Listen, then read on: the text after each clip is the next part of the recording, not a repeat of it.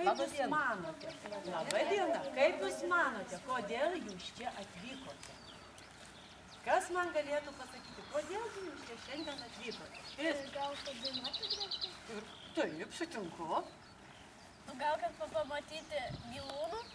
Kokių? Gyvulių? Kokių? Visokių? Naminių? Naminių? Taip. Ir žinokit, iš tikrųjų jūs esate teisūs, nes jūs čia šiandien atvažiavote. Ne tik tai, kad dainuoti, šokti, bet daug ką pamatyti, daug susipažinti su naminiais gyvūnais, bet ir mokytis netradicinėje aplinkoje. Visai kitokioje aplinkoje negu kur? Mokykloje. Negu mokykloje.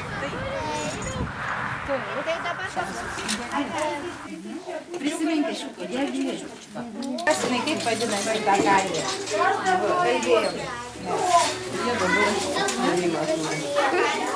Vaisialis.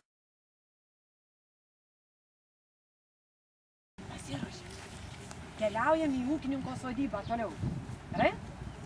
Tarnavo vargau pas poną, davė man ponas vištelę. Ta vištelė kiaušius deda, iš tų kiaušių vaikus deda. jūsų suskaičiuoti naminiai gyvuliai ir paukščiai. Kristupai! Tai nieko nesimato. Paršiuko daugiau. Tai dabar norėčiau paklausti vaikučių. Pasakykite, tai kokiųgi naminių paukščių ir gyvūnų jūs sodyboje suskaičiavote daugiausiai? Paršiuko. Paršiukų kiek suskaičiavo? 7. Galima pagroti kiek garsu? Kiek skilučių? Kiek skilučių? O dabar pažiūrėkit. 3.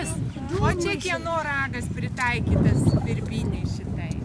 Čia du karvė? Karvė.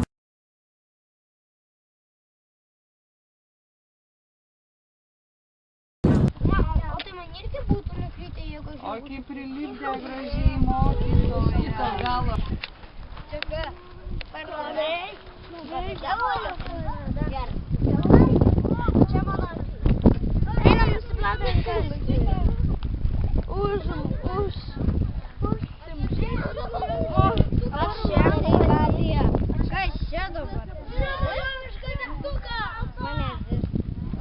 Aš turiu naujovišką dainą. Ką tu nesupranti? Visą tą, ką matėt ūkininko sodyboje, tai ir buvo derlius. Tai ar didelį derlių užaugino?